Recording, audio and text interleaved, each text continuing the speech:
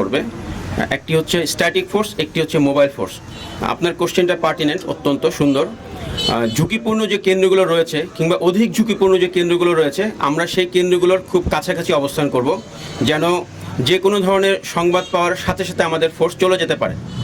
So এই বাছাইটা আমরা already করছি এবং এটা নির্বাচনের আগের দিন পর্যন্ত এই তদারকিটা থাকবে যে কোন কেন্দ্রটা পরিবেশ পরিস্থিতির বিবেচনায় সবচেয়ে বেশি ঝুঁকিপূর্ণ।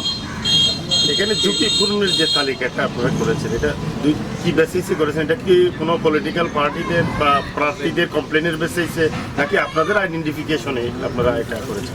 না, দেখেন, আমাদের কর্মপরিকল্পনায় সত্যিকার অর্থেই কোনো ধরনের পলিটিক্যাল পার্টির কোনো ইনফ্লুয়েন্স নেই।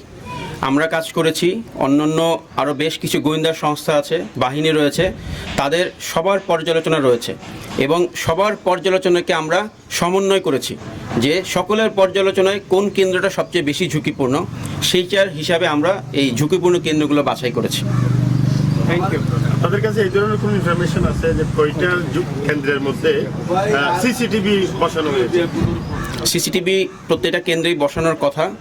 নির্বাচন কমিশনের যে এজেন্ডা রয়েছে সেটা আমরা চেক করছি এবং এই বিষয়টা নির্বাচন কমিশনের যে কতগুলো কেন্দ্রে তারা বসাবে, আমাদের কাজ হচ্ছে সেগুলোর পরিবেশ পরিস্থিতি ঠিক আছে কিনা সেইটুকু দেখা। Thank you.